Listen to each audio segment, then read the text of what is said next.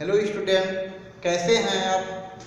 Chandrabhan Singh inter college इटबारा गौर बस्ती द्वारा संचालित online class में आपका स्वागत है। मैं जितेंद्र कुमार जायसवाल। आज मैं आप लोगों के लिए कक्षा 10 के फिजिक्स का जो पहला चैप्टर है फिजिक्स का, प्रकाश का परावर्तन तथा अपवर्तन का भाग 3 लेके मैं आया हूँ। पहले भाग में आपने प्रकाश के बारे में पढ़ा और प्रकाश के गुणों के बारे में पढ़ा। दूसरे भाग में आप लोगों ने दर्पण को पढ़ा कि दर्पण कितने प्रकार के होते हैं। तो आपको पता है कि दर्पण 2 प्रकार के होते हैं। और उस भाग में आपने समतल दर्पण के बारे में पढ़ा दूसरे भाग में, और समतल दर्पण द्वारा प्रतिबिंब के बनने के बारे में आपने पढ़ा। अब तीसरे भाग में आप पढ़ेंगे गोलीय दर्पण। क्या पढ़ेंगे? गोलीय दर्पण, स्फेरिकल मिरर। तो आपको बता दें कि एक खोखला गोला ले लिया जाए, ठीक है। ध्यान दीजिएगा, वृत्त नहीं लेना है। क्या लेना है? गोला। गोला क्या होता है? जैसे फुटबॉल है, फुटबॉल क्या है? गोला है, ठीक है। तो उसको काट दिया जाए, और काट देने के बाद जब इसके यानी काट देंगे तो काटने के बाद एक भाग को हम ले लेते हैं, ठीक है। और एक भाग को हम लेते हैं और इस पे हम एक तरफ पॉलिश कर देते हैं, और दूसरे भाग पर पॉलिश नहीं होता है। तो जिस भाग को हम पॉलिश कर देते हैं वो तो पॉलिशदार तल हो गया, और दूसरा भाग जो होता है उसे हम परावर्तक तल कहते हैं। परावर्तक तल कहते हैं, ठीक है ना। क्या कहते हैं? परावर्तक तल। तो ये आपका अगर कोई दर्पण इस प्रकार से है तो उस दर्पण को गोलीय दर्पण कहा जाता है। मतलब कि गोलीय दर्पण कटे हुए गोले का एक भाग होता है जिसके एक, ठीक है, जिसके एक भाग पर क्या होता है? पॉलिश किया होता है, और दूसरे भाग पर क्या होता है? यानी दूसरा भाग आपका परावर्तक तल होता है, ठीक है। तो हम कह सकते हैं कि गोलीय दर्पण किसी कांच के खोखले गोले के कटे हुए भाग होते हैं जिसके एक तल पर पॉलिश किया होता है, और दूसरा तल कैसा होता है? परावर्तक तल, ठीक है ना। तो अभी हमने बात किया कि कटा हुआ गोला है और उसके एक तल पर क्या किया जाता है? पॉलिश कर जाता है, दूसरा तल अपने आप क्या होता है? परावर्तक तल। अगर हम बात करें तो गोलीय दर्पण जो होता है 2 प्रकार का होता है। कौन कौन सा? अवतल दर्पण, दूसरा उत्तल दर्पण, ठीक है। अब अवतल दर्पण में क्या होता है कि हमने कहा कि कटे हुए गोले का एक भाग लेते हैं, तो यहाँ कटे हुए गोले का भाग लिया जाएगा और उसके एक तल पर पॉलिश कर दिया जाएगा। ये जो तल होगा कैसा होगा? उभरा हुआ तल। कैसा होगा? उभरा हुआ तल। दूसरा कैसा तल है? यानी ये तल कैसा हुआ? उभरा तल। उभरा तल। दूसरा तल कैसा हुआ है? भीतरी तल या धंसा तल। धंसा हुआ तल। तो अगर उभरे हुए भाग पर पॉलिश किया होगा तो धंसा हुआ तल कैसा होगा? परावर्तक तल होगा, ठीक है। तो ऐसे दर्पण को क्या कहते हैं? अवतल दर्पण, ठीक है ना। उसका अपोजिट उत्तल दर्पण। इसमें क्या होता है? धंसे हुए भाग पर, किस पर?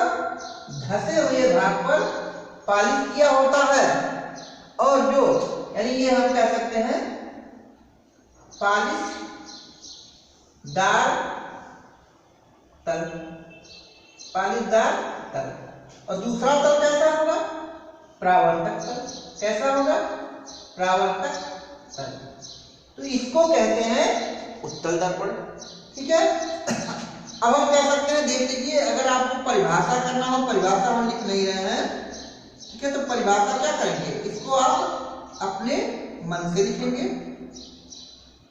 परिभाषा कैसे करेंगे? परिभाषा आप लिखेंगे अवतल दर्पण, और अवतल दर्पण में करेंगे वह दर्पण, वह गोलीय दर्पण जिसके उभरे तल पर पालिश किया हुआ है और धंसा हुआ तल कैसा होता है? परावर्तक तल होता है।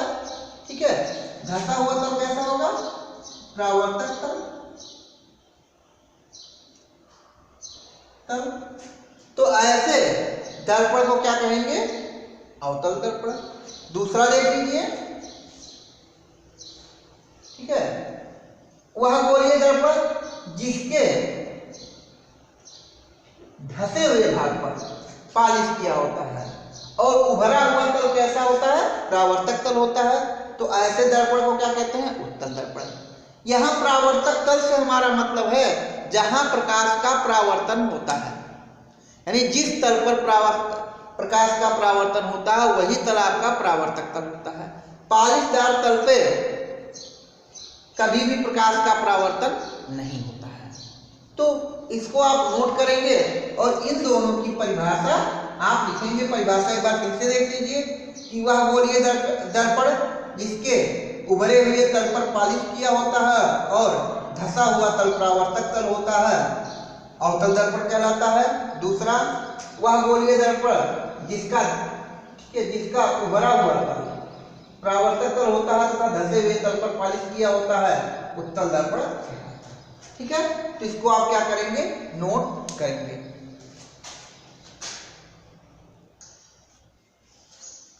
अब हम पढ़ेंगे गोलीय दर्पण से संबंधित परिभाषाएं। ठीक है, यानी गोलीय दर्पण से कौन कौन सी परिभाषाएं क्या है? संबंधित है। ऐसे में जब आप क्या करेंगे कि जब इस गोलीय दर्पण द्वारा प्रतिबिंब का बनना पढ़ेंगे तो उनमें इन परिभाषाओं का उपयोग किया जाएगा। तो हम क्या करते हैं, देखते हैं। पहला क्या होता है? ध्रुव। तो आप जानते हैं कि मान लीजिए ये आपका कोई दर्पण है। अब आप समझ जाओगे कि कौन सा दर्पण है, क्योंकि उभरे हुए तल पर पालिश किया होता है तो ये आपका अवतल दर्पण है। अब ये आपका अंदर वाला पोर्शन, ऊपर वाला पोर्शन कौन सा है? पालिशदार, और धंसा हुआ कैसा है? परावर्तक। तो इसका जो मध्य बिंदु होगा यही कहलाएगा ध्रुव या पोल। तो हम कह सकते हैं कि गोलीय दर्पण के परावर्तक तल के मध्य बिंदु को दर्पण का ध्रुव कहते हैं। ठीक है ना? तो इस दर्पण का जो मध्य बिंदु होगा, इसके परावर्तक तल का जो मध्य बिंदु होगा वही दर्पण का ध्रुव कहलाएगा। दूसरा क्या है? वक्रता केंद्र। तो वक्रता केंद्र आप देख लीजिए कि मान लीजिए यही जो है आपका खोखला गोला है। ठीक है, जिसका एक कटा हुआ भाग आपका गोलीय दर्पण है। तो आपको बता दें जब ये गोला होगा इस गोले का कोई ना कोई केंद्र होगा। जो केंद्र इस गोले का होगा वही केंद्र इस दर्पण का भी होगा। ठीक है, तो हम कह सकते हैं कि यही जो केंद्र होगा यही दर्पण का वक्रता केंद्र होगा। ठीक है, तो अब देखिए दर्पण का वक्रता केंद्र। तो वक्रता केंद्र में गोलीय दर्पण जिस खोखले गोले का भाग होता है, मान लीजिए इसी खोखले गोले का भाग है, तो कह सकते हैं जिस खोखले गोले का भाग होता है उसके केंद्र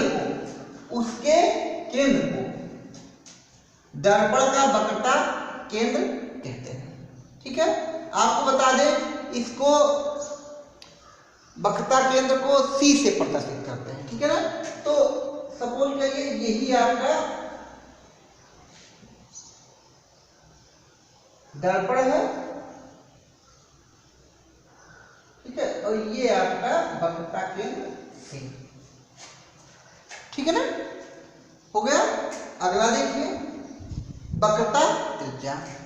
तो आपको बता दें फिर हम आपको वही चीज फिर से बताने वाले हैं कि मान लीजिए ये आपका कोई एक खोखला गोला है जिसका एक भाग क्या है? दर्पण है।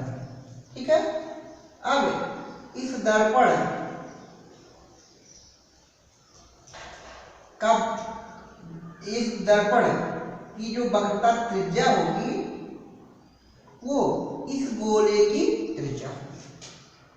ठीक है, यानी जो इस खोखले गोले की त्रिज्या होगी वही इस दर्पण की वक्रता त्रिज्या होगी। और इसको किससे रिप्रेजेंट करते हैं? R से। ठीक है ना?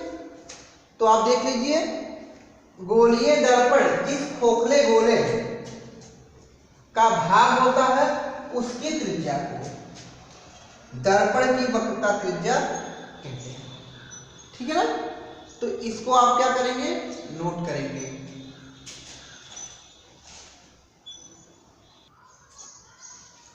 अब हम बातें करते हैं चौथी परिभाषा। तो चौथी परिभाषा है मुख्य अक्ष। अब मुख्य अक्ष क्या है? मान लीजिए ये दर्पण है, ठीक है, और ये जो है दर्पण का वक्रता केंद्र, जिसको हमने बताया था कि C से प्रदर्शित करता है। ठीक है ना? अब और ये क्या है? दर्पण का ध्रुव। दर्पण के ध्रुव और उसके वक्रता केंद्र को जो मिलाने वाली ये सीधी रेखा है, इसी को कहते हैं दर्पण का मुख्य अक्ष। ठीक है ना? तो हम कह सकते हैं गोलीय दर्पण के वक्रता केंद्र, गोलीय दर्पण के वक्रता केंद्र मान लीजिए क्या है? C, तथा ध्रुव को मिलाने वाली, तथा ध्रुव ये आपका हो गया ध्रुव P को मिलाने वाली सरल रेखा को दर्पण का मुख्य अक्ष कहते हैं। ठीक है ना? अब आते हैं हम लोग मुख्य फोकस।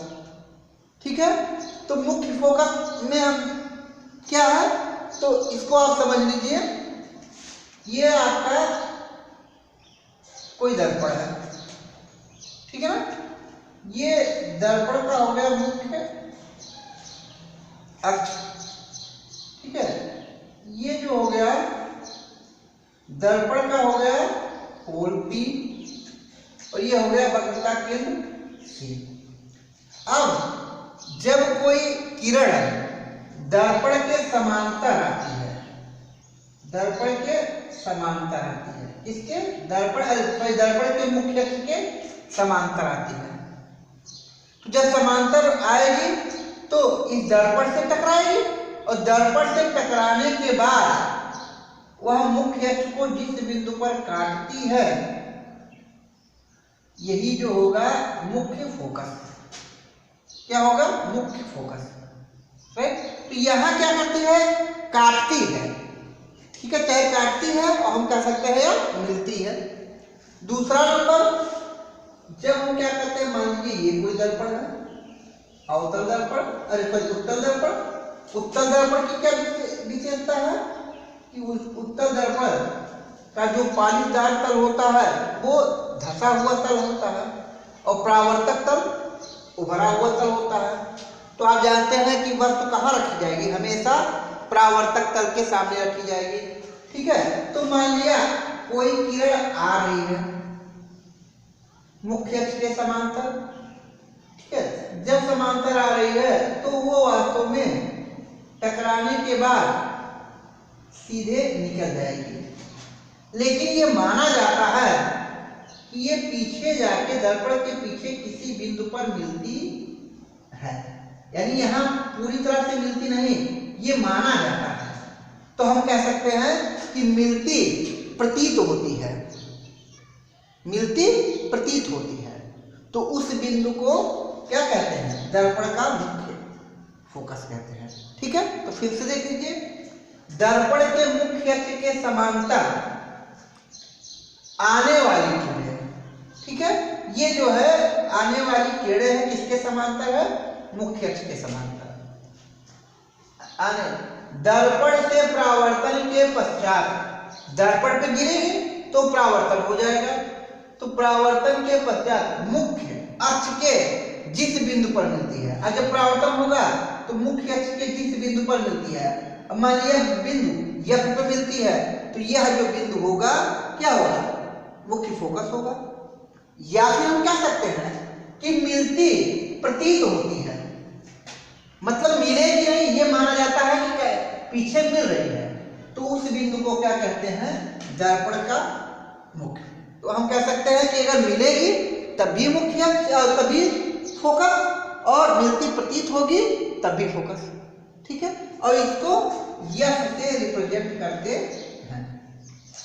ठीक है ना, तो हम कह सकते हैं दर्पण के मुख्य अक्ष के समांतर आने वाली किरणें दर्पण से परावर्तन के पश्चात मुख्य अक्ष के जिस बिंदु पर मिलती है या मिलती प्रतीत होती है उस बिंदु को दर्पण का मुख्य फोकस कहते हैं। राइट, ठीक है। तो किस दर्पण में मिलती है? अवतल दर्पण में। और कहां मिलती प्रतीत होती है? उत्तल दर्पण में। ठीक है ना। अब तीसरा जो होता है ये हम कह सकते हैं, ये क्या है? फोकस दूरी। तो फोकस दूरी क्या है? तो जो दर्पण का मुख्य अक्ष है और नहीं सॉरी, इसको फोकस दूरी को हम क्या सकते हैं, यानी गोलीय दर्पण का जो ध्रुव है और मुख्य फोकस के बीच की जो दूरी होगी वही आपकी दर्पण की फोकस दूरी कहलाएगी। मान लिया हम कह सकते हैं कि ये कोई दर्पण है, ये कोई दर्पण है। ठीक है, ये इस दर्पण का ध्रुव है और ये जो है उसका यह मुख्य फोकस है। तो यही जो इस बीच की जो दूरी होगी यही होगी आपकी यह फोकस दूरी। अब आपको बता दें कि जो फोकस दूरी होती है ये हमेशा दर्पण की त्रिज्या की क्या होती है? आधी होती है। ठीक है, तो इसका एक निगमन है जिसको हम क्या करेंगे अगले वीडियो में आपको बताएंगे। ठीक है, तो इसको आप नोट करिए।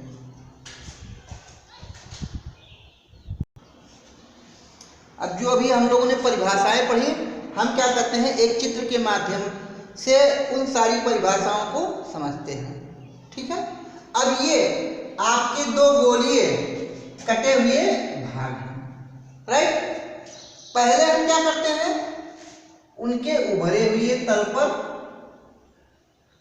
पालिश करते हैं।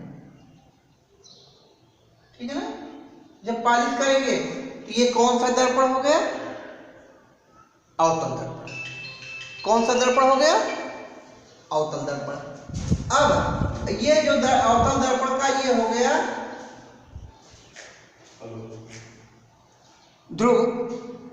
ठीक है ना, ये क्यों? क्योंकि परावर्तक तल का आधार यहीं पे आपका हो गया वक्रता केंद्र C। ठीक है, अब वक्रता केंद्र और ध्रुव को जो मिलाने वाली रेखा ये हो गया आपका मुख्य अक्ष। ठीक है, अब इनके यानी अब इस जो दर्पण की वक्रता त्रिज्या है ये हो गई R। राइट, ठीक है। अब मुख्य अक्ष के समांतर कोई किरण आ रही है, आई दर्पण से टकराने के पश्चात वो मुख्य अक्ष को किसी बिंदु पर काटती है। जिस बिंदु पर काटेगी ये आपका होगा मुख्य फोकस। राइट, अब मुख्य फोकस और पोल यानी ध्रुव के बीच की दूरी जो हो जाएगी वो हो जाएगी फोकस दूरी। ये आपका हो गया जो हमने परिभाषा बताई थी वो। अब दूसरे में हम देखते हैं कि अब की बार हम क्या करते हैं धंसे हुए तल पर पालिश कर देते हैं। ठीक है, तो धंसे हुए तल पर भले ही पालिश कर देते हैं लेकिन खोखले गोले का केंद्र किधर होगा? इधर होगा, क्योंकि अगर गोला हम बनाएंगे तो गोला ऐसे बनेगा, तो केंद्र किधर होगा? इधर होगा। और यहाँ ये आपका हो गया पोल और इन दोनों को जो मिलाने वाली रेखा है ये आपका हो गया मुख्य अक्ष। क्या हो गया? मुख्य अक्ष। ठीक है, ये जो आपका P और C के बीच की दूरी है ये क्या है आपका R। क्या है? R। राइट, अब मुख्य अक्ष के समांतर कोई किरण आ रही है, आने के बाद वो दर्पण से टकराएगी। कौन सा दर्पण है? उत्तल दर्पण है। टकराने के बाद वो सीधे निकल जाएगी, ठीक है। पर तो वैसे तो निकल जाएगी, लेकिन ये माना जाता है कि वह दर्पण के पीछे किसी बिंदु पर मिलती है, ठीक है। जिस बिंदु पर मिलती है तो हम कह सकते हैं कि मिलती प्रतीत होती है। वह बिंदु आपका हो जाएगा F, और P और F के बीच की जो दूरी होगी स्मॉल। तो ये आपका हो गया अवतल दर्पण, और नीचे वाला हो गया उत्तल दर्पण। अगर हम बात करें तो P क्या है? ध्रुव है। P क्या है? ध्रुव है, ठीक है ना। F क्या है? दोनों में है। F क्या है? मुख्य फोकस। F क्या है? मुख्य फोकस। स्मॉल f क्या है? फोकस दूरी, ठीक है। अब अगर स्मॉल f हो गया फोकस दूरी, C क्या है? वक्रता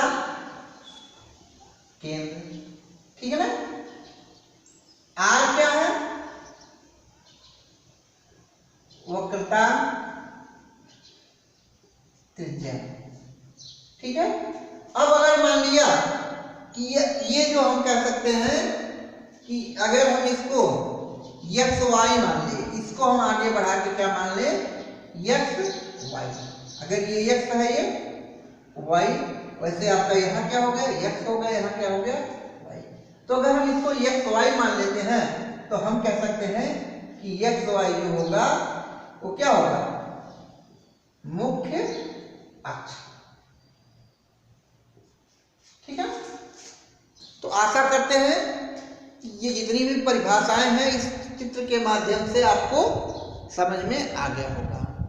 आप इसको अच्छे से नोट्स बनाएंगे और अच्छे से पढ़ेंगे, ठीक है। तब तक आप स्वस्थ रहिए।